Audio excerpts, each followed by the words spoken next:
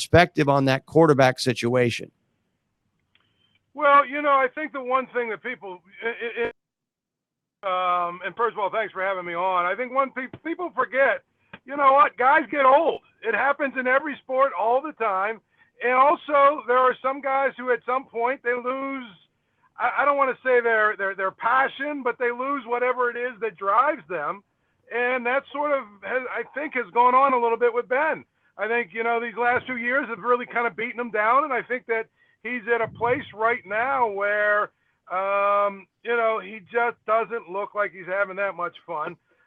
He's never been a guy that's really related to the younger guys on the team over the last 5 to 7 years. He just doesn't.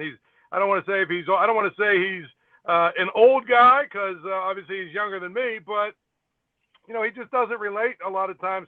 And so when you have a changing roster, which let's face it, the Steelers are a changing roster. They're going to a lot more younger players, guys on the receiving core, running backs, whatever. Really, the only veterans on the offense are pretty much the linemen. So, to me, it just looked like this year he just didn't have it. Now, it might just been the elbow injury was really bothering him, and that's a part of it. But you've got a guy waiting in the wings in Mason Rudolph. You drafted him for a reason. And I'll tell you, everything I've seen from him, I really like. I think I like his energy. I use the phrase, he's got brass cojones. I just love the way he goes about his business.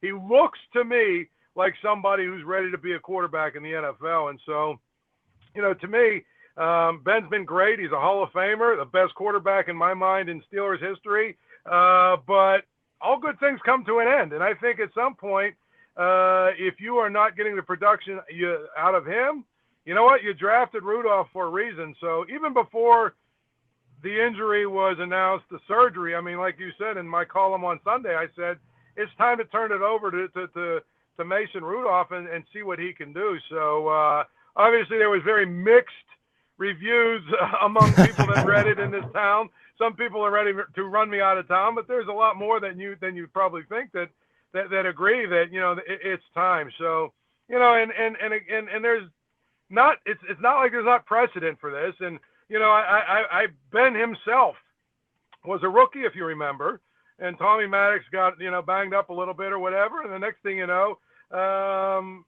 Ben becomes a starter and they go 15-1. So I'm not saying that's going to happen with Mason Rudolph.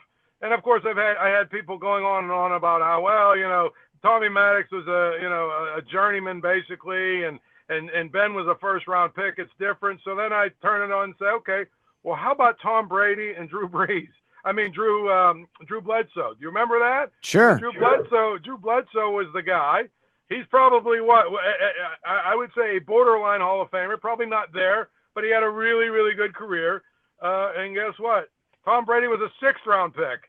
And when it was his time, it was his time. So I just feel like Ben's done a lot of great things in this town, but all good things must come to an end.